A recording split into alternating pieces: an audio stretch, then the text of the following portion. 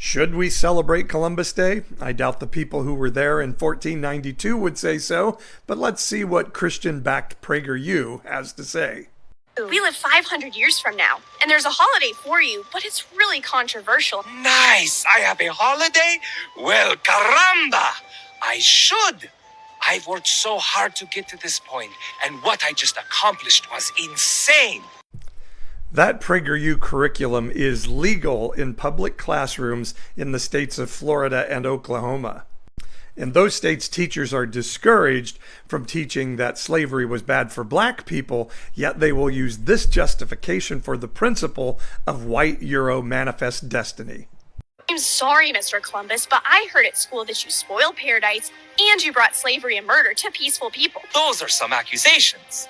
There are other tribes, the Caribs, who are vicious, warring cannibals. Whoa! So, these people in your time who think it was a peaceful paradise are misinformed. Or lying. How ironic that PragerU would accuse anyone else of lying. But speaking of slavery, let's listen to PragerU's take. Yeah, but what about slavery? Slavery is as old as time and has taken place in every corner of the world. Being taken as a slave is better than being killed, no? The truth is, indigenous persons weren't given the choice of life or death by Columbus. He believed them savages who must be forced to convert to Christianity or be killed.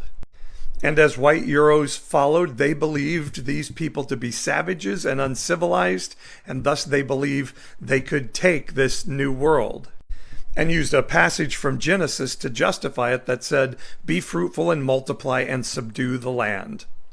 By the late 19th century, the 5 to 15 million people who existed here when Columbus arrived were down to just 238,000 people.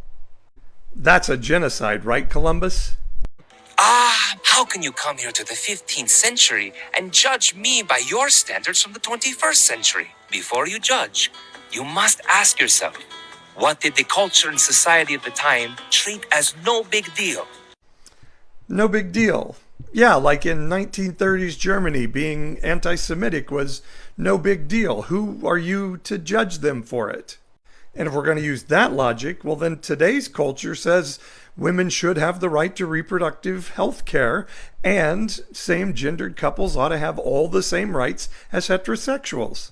So why do those people with that logic still want to impose their religious beliefs through civil code, just like the imams in Middle Eastern radicalized countries do?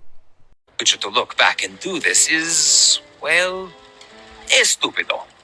Thanks, Christopher. That's the perfect word for anybody that wants to have a holiday celebrating a genocidal religious bigot. Happy Indigenous Peoples Day, everyone.